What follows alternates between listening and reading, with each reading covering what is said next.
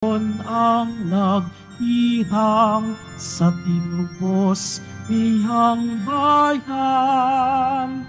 Nagpupuring mga hinirang, masayang nagdiriwang.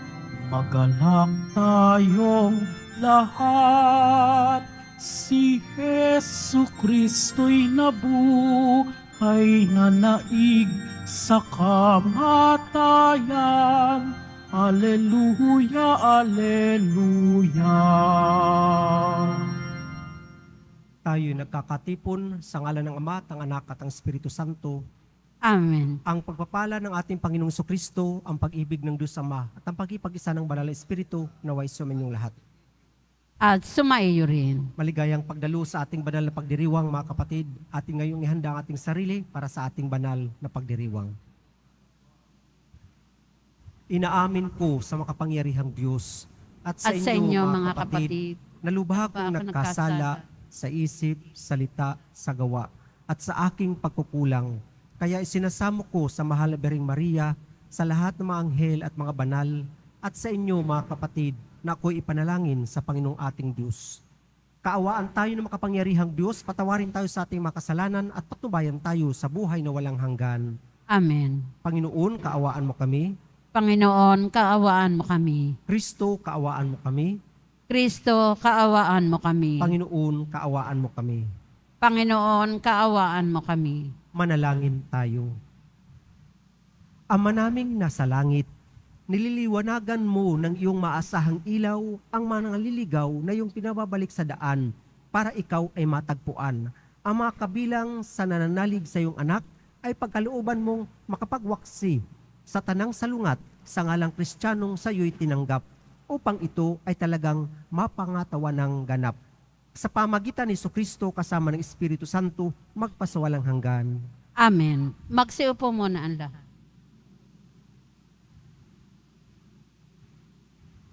Pagbasa mula sa mga gawa ng mga apostol.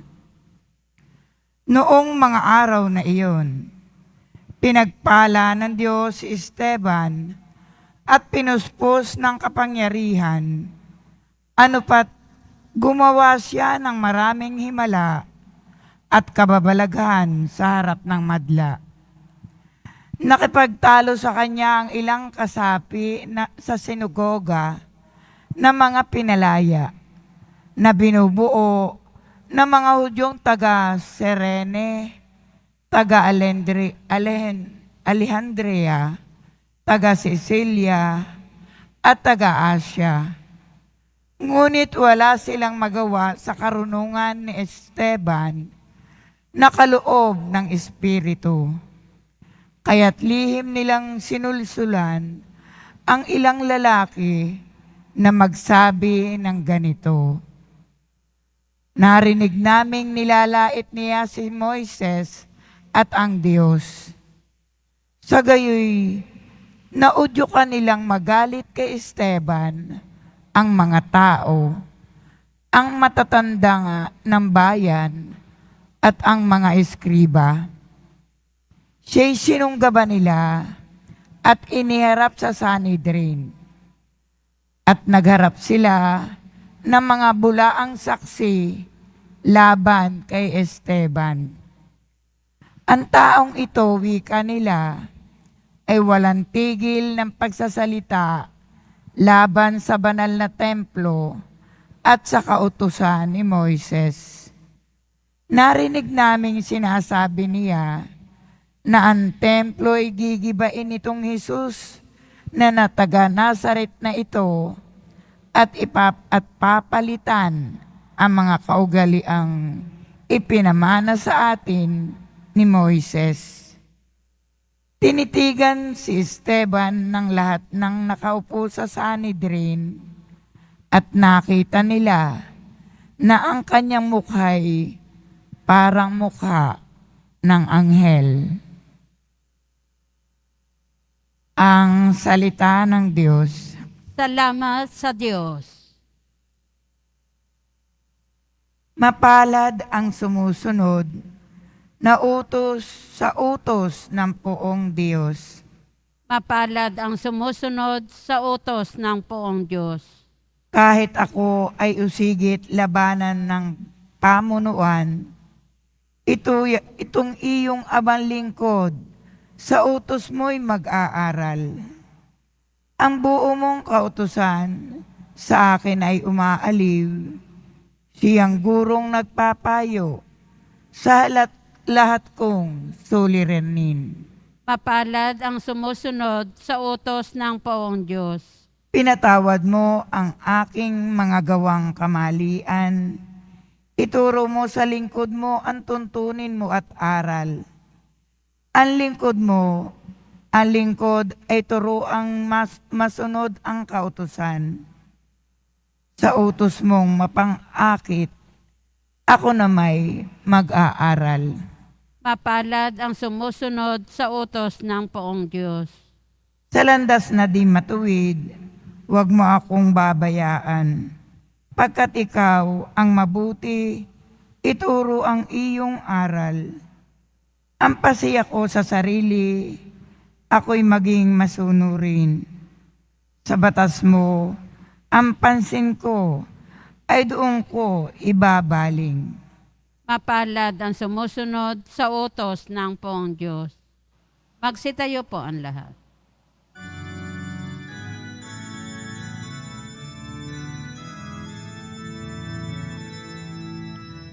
Hallelujah, Hallelujah, Hallelujah,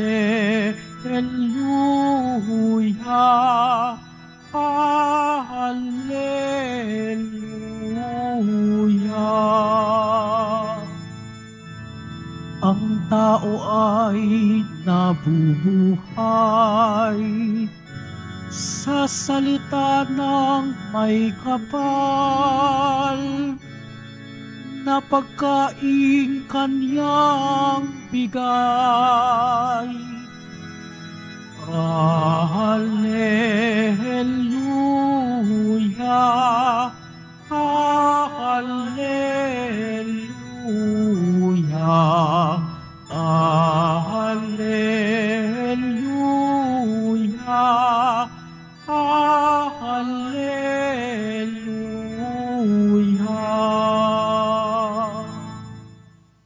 Sumainyo ang Panginoon, At sumaiyo rin. ang mabuting balita ng Panginoon ayon kay San Juan. Papuri sa iyo, Panginoon. Kinabukasan, nakita ng mga taong nanatili sa ibayo ng lawa na naroon pa ang isang bangka. Alam nilang si Jesus ay hindi kasama ng mga alagad, sapagkat ang mga ito lamang ang sumakay sa bangka at umalis. Dumating naman ang ilang bangkang galing sa Tiberias at sumadsad sa lugar na malapit sa kinainan nila ng tinapay matapos magpasalamat ang Panginoon. Nang makita ng mga tao na wala naroon si Jesus ni ang kanyang mga alagad, sila'y sumakay sa mga bangka at pumunta rin sa Capernaum upang hanapin si Jesus. Nakita nila si Jesus sa ibayo ng lawa at kanilang tinanong, "Rabay, kailan pa kayo rito?" Sumagot si Jesus, "Sinasabi ko sa inyo, hinahanap ninyo ako hindi dahil sa mga kababalaghang nakita ninyo, kundi dahil nakakain kayo ng tinapay at nabusog. Gumawa kayo, hindi upang magkaroon ng pagkaing nasisira, kundi upang magkaroon ng pagkaing hindi nasisira at nagbibigay ng buhay na walang hanggan. Ibibigay ito sa inyo ng anak ng tao, sapagkat siya ang binigyan ng kapangyarihan ng Diyos Ama." Kaya't tinanong siya nila, "Ano po ang dapat naming gawin upang aming maganap ang kalooban ng Diyos?" Ito ang ipinagagawa sa inyo ng Diyos. Manalig kayo sa sinugo niya. Tugon ni Jesus. Mga kapatid, ang mabuting balita ng ating kaligtasan. Pinupuri ka namin, Panginoong Heso Kristo. Magsiupo muna ang lahat. Magandang good morning sa inyong lahat, mga kapatid. Palakpakan natin ang Panginoon. Kahit mainit, nandyan kayo at nandito tayo, nagdiriwang ng banal na misa sa simbahan ng Poong Nazareno. Mga kapatid, ang ating ebanghelyo ay isang paalala sa bawat isa sa atin. Ang sitwasyon ng ating ebanghelyo ay pagkatapos na si Jesus ay magpakain ng 5,000 kalalakihan, bukod pa sa bilang ng babae at mga bata, yung mga tao, hinahanap nila si Jesus. Sinusundan. Pero nang hindi nila makita si Jesus, dahil yung lawa ng Galilea, yung lawa na ito ay kung baga kayang lakarin din o kaya pwedeng tawirin din ng bangka, hinahanap nila si Jesus. Pero nang makita nila ang Panginoon, nagtanong sila, Rabay o Guro, kailan pa kayo rito? Sumagot si Jesus, sinasabi ko sa inyo, hinahanap ninyo ako, hindi dahil sa kababalaghang nakita ninyo o sa kapangyarihang nasaksihan ninyo, kundi dahil sa nakakain kayo ng tinapay at nabusog. At ito ang paalala ni Jesus sa mga sumunod sa Kanya. Gumawa kayo, magtrabaho kayo, hindi upang magkaroon ng pagkaing nasisira, kundi upang magkaroon ng pagkaing hindi nasisira at nagbibigay ng buhay na walang hanggan. Ibibigay ito sa inyo ng Anak ng Tao sapagkat Siya ang binigyan ng kapangyarihan ng Diyos Ama. Kaya nagtanong sila, ano po ang dapat naming gawin upang aming maganap ang kalooban ng Diyos? Sumagot ang Panginoong Hesus, ang Poong Nazareno, ito ang ipinagagawa sa inyo ng Diyos. Manalig kayo sa sinugo niya. Manalig kayo sa sinugo niya. Ngayon po, yung pananalig o pagtanggap sa ating Poong Hesus ay hindi lamang pagpapabinyag, pagiging Kristiyano, kundi pananalig. Nananalig tayo sa Kanyang salita at pipilitin natin na maisabuhay ang Kanyang prinsipyo, ang Kanyang mga panuntunan sa buhay. Kung Siya ay nagsabi na hanapin ang pagkaing hindi nasisira, ang gawin ang kalooban ng Diyos. Tayo pong tao, para tayong machine, makina. Trabaho ng trabaho para magkaroon ng mga material na bagay. Pero ang tanong, anong material na bagay ang makapupuno sa ating mga paghahanap? Hindi ba pag natanggap natin kahit yung gadget na napaka-latest na, ay, ito lang pala yun. Pag may bago na, hala, gusto natin palitan din. Walang katapusan na paghahanap. Gusto natin mag-travel, pag nandun na sa isang lugar, napuntahan na yung pangarap na lugar, hahanap na naman. Di pa nga nakakaikot, ay sa susunod, saan kaya tayo pupunta? Teka, hindi pa nga natin na-enjoy yung lugar, hahanap na kagad tayo ng iba. Walang kapanatagan, walang kasiyahan. Ano ang makapagbibigay sa atin o sino makapagbibigay sa atin ng tunay na kasiyahan? Ang Diyos. Ang Diyos. Siya lang ang tanging makakapugno sa mga paghahanap ng ating puso. At sinabi ni Saint Augustine, O God, my heart is restless until it rests in you. O Diyos ko, ang aking puso ay walang kapanatagan hanggang makasumpong ito ng kapanatagan sa iyo. Tayo ay ginawa ng Diyos sa Kanyang wangis, natural lamang na matatagpuan natin ang ating kahulugan, kasiyahan, at buhay na walang hanggan sa Diyos na may akda sa bawat isa sa atin. Kaya mga kapatid, sundan natin ang panuntunan ng Poong Nazareno. Magtiwala tayo sa Diyos Ama. Gawin natin ang kanyang kalooban at yung kanyang mga panuntunan. Medyo mahirap man, hindi po madali maging Kristiyano. Ibigin mo ang iyong kaaway. Kapag sinampal ka sa kanan, ibigay mo ang kaliwa. Ang hirap kaya nun. Pero, nagkatatapos lamang ng Holy Week, ano ang ginawa ng Panginoong Hesus, ng Poong Nazareno? Tinanggap niya ang krus. Tinanggap niya ang krus. Namatay siya, oo, pero muli siyang nabuhay. Dito, ipinakita niya na siya ay nagtagumpay laban sa lahat ng takot natin, mga tao. Laban sa lahat ng takot. Ano ba yung pinakamatinding takot natin sa mundo? Kamatayan. Kamatayan.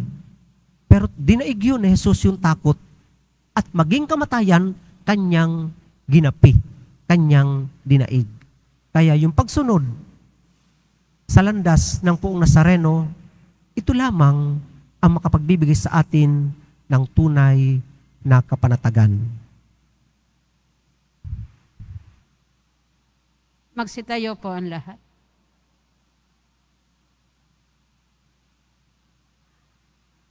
Minamahal kong mga kapatid, ang Diyos Ama lamang ang makatutugon sa pagkagutom ng puso at espiritu. Kaya't ilapit natin sa Kanya ang ating mga pangangailangan. Panatilihin mo ang aming espiritu, O Panginoon. Panatilihin mo ang aming espiritu, O Panginoon. Ang simbahan, naway pukawin sa mga kasapi nito ang pagkagutom at pagkauhaw sa tinapay ng buhay na walang hanggan. Manalangin tayo. Panatilihin mo ang aming espiritu, O Panginoon. Atin nawang maunawaan na ang mga kinasasabikan ng ating puso ay hindi matutugunan sa pamamagitan ng paghahanap ng makabundong tagumpay o kaginhawaang dulot ng material na bagay. Manalangin tayo. Panatilihin mo ang aming espiritu, O Panginoon. Ang mga nagsasayang ng kanilang panahon sa paghahanap ng kaligayahan sa maling paraan, naway matagpuan ang tamang daan ng buhay. Manalangin tayo. Panatilihin mo ang aming espiritu, O Panginoon. Ang mga may sakit, naway makatanggap ng ginhawa at paglingap mula sa mga nangangalaga sa kanila. Manalangin tayo. Panatilihin mo ang aming espiritu, O Panginoon. Ang mga namayapa, naway makaisa ni Kristo sa bagong buhay na hatid ng muling pagkabuhay. Manalangin tayo. Panatilihin mo ang aming espiritu, O Panginoon. Sa katahimikan ng ating puso, ating idalangin ang ating mga personal na kahilingan. Ama naming makapangyarihan, ipinagkaloob mo sa amin ang tinapay mula sa langit bilang pagkain para sa aming paglalakbay. Patnubayan mo ang aming mga hakbang patungo sa daan ng katarungan at kapayapaan. Hiniling namin ito sa pamagitan ni Kristong aming Panginoon. Amen. Magsiupo muna ang lahat.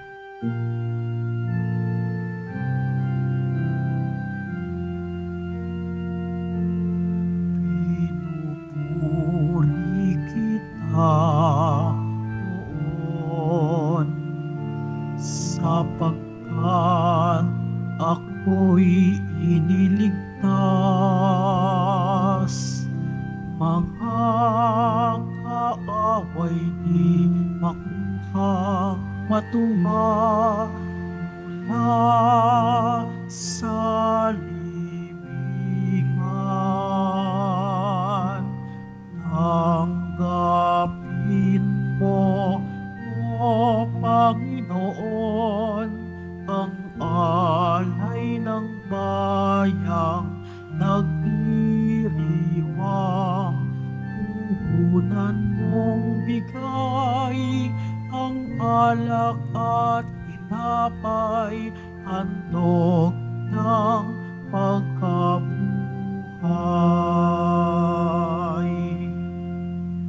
Tumayo po ang lahat. Manalangin kayo mga kapatid upang itong ating paghahain ay kalugdan ng Diyos ang mga makapangyarihan sa lahat. Tanggapin nawa ng Panginoon itong paghahain sa iyong mga kamay, sa kapurihan niya at karangalan, sa ating kapakinabangan at sa buong sambayanan niyang banal. Manalangin tayo. Ama naming lumikha, paakyatin mo sa iyong piling sa kalangitan ang aming mga panalangin kalakip ng haing mga alay upang ang mga pinagindapat mong gawing dalisay ay maging marapat na makasalo sa piging ng iyong pagmamahal. Sa pamagitan ni Jesucristo kasama ng Espiritu Santo, magpasawalang hanggan. Amen. Sumainyo ang Panginoon. At sumaiyo rin. Itaas sa Diyos ang inyong puso at diwa. Itinaas na namin sa Panginoon. Pasalamatan natin ang Panginoong ating Diyos. Marapat na siya ay pasalamatan. Ama naming makapangyarihan, tunay marapat na ikaw ay aming pasalamatan, ngayong ipinagdiriwang ang paghahain ng Mesiyas, ang maamong tupa na tumubos sa aming lahat. Naghahaing walang humpay ang anak mong minamahal upang magkasalo-salo ang tanan sa piging ng iyong buhay. Hindi na mamamatay ang inihain sa krus. Ang sa krus ipinakoy buhay lagi bilang handog. Kaya kaisa ng mga anghel na nagsisiawit ng papuri sa iyo nang walang humpay sa kalangitan, kami nagbubunyi sa iyong kadakilaan. Santo, Santo, Santo, Panginoon Diyos ng mga hukbo, napupuno ang langit at lupa ng kadakilaan mo, o sana sa kaitaasan. Pinagpala ang naparirito sa ngalan ng Panginoon, o sana sa kaitaasan. Magsiluhod po ang lahat. Ama naming banal, ikaw ang bukal ng tanang kabanalan. Kahit sa pamagitan ng iyong Espiritu, gawin mong banal ang makulog na ito upang para sa amin maging katawan at dugo ng aming Panginoong Hesukristo. Bago niya pinagtiisang kusang loob na maging handog, hinawakan niya ang tinapay, pinasalamatan kanya, pinaghati-hati niya yun, iniabot sa kanyang mga alagad at sinabi, "Tanggapin ninyong lahat ito at kanin. Ito ang aking katawan na ihahandog para sa inyo."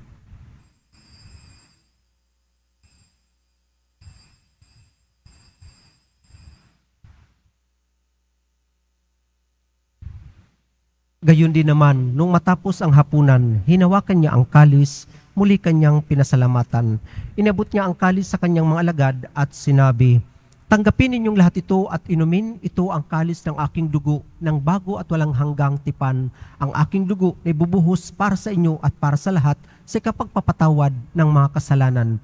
Gawin ninyo ito sa pag-alala sa akin."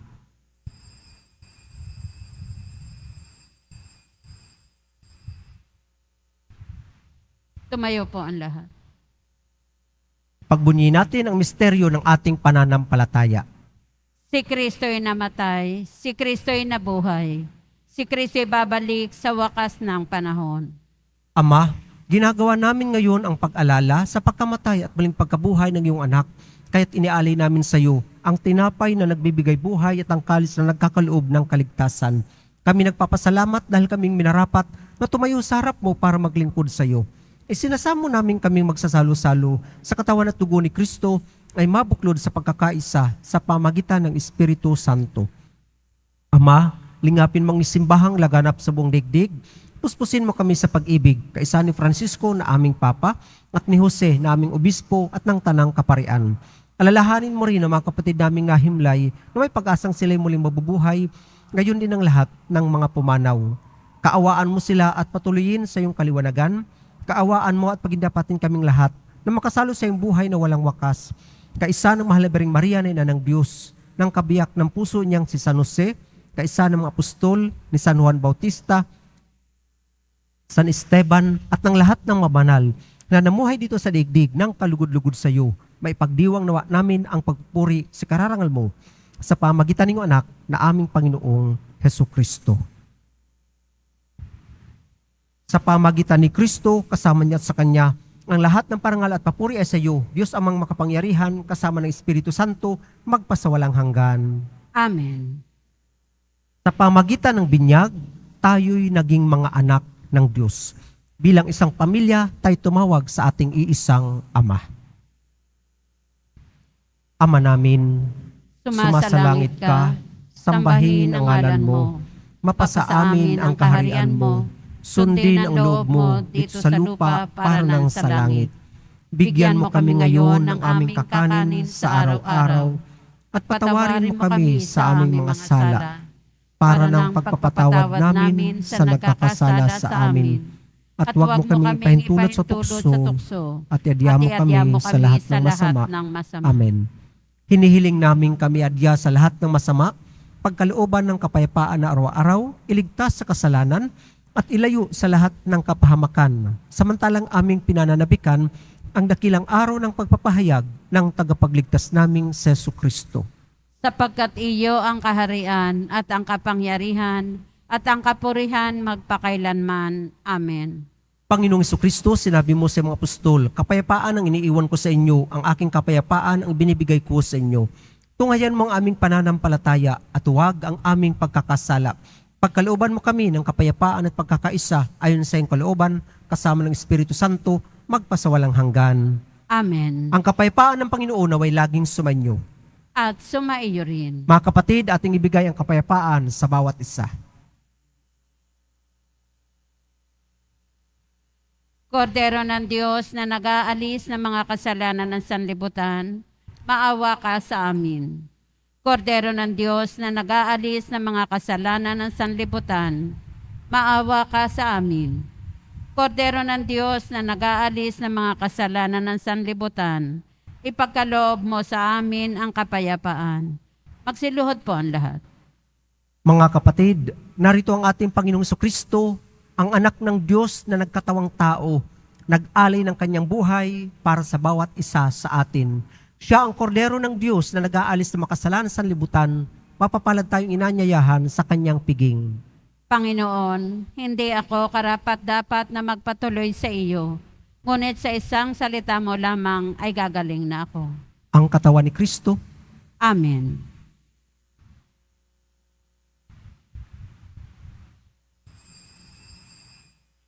Para sa lahat ng tatanggap ng banal na komunyon, sasagot po tayo ng amen.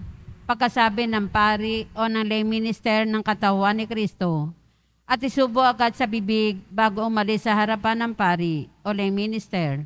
Sumunod po tayo.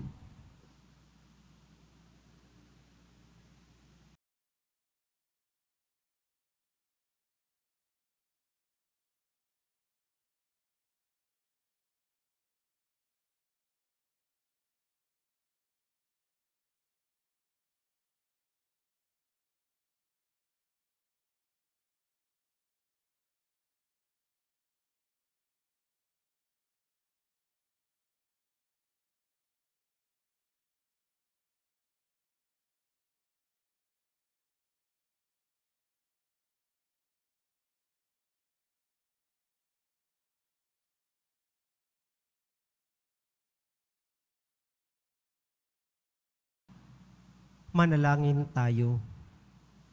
Ama naming mapagmahal, kaming pinapagsalo mo sa pagkabuhay ng iyong anak, ay papakinabangin mong lagi sa kanyang lakas bilang bungang masagana ng dulot mong pagliligtas. Sa pamagitan niya, kasama ng Espiritu Santo, magpasawalang hanggan. Amen.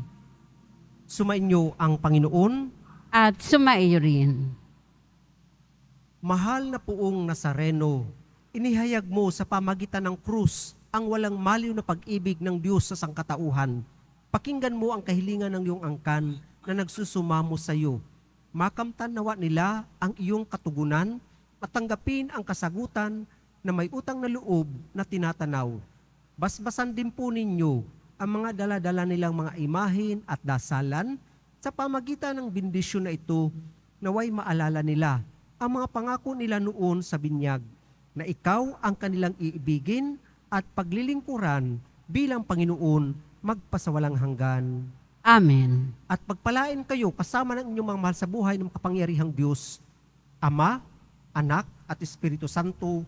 Amen. Humayo kayong taglay ang kapayapaan ng Poong Jesus Nazareno. Alleluia, alleluia. Salamat sa Diyos. Alleluia, alleluia.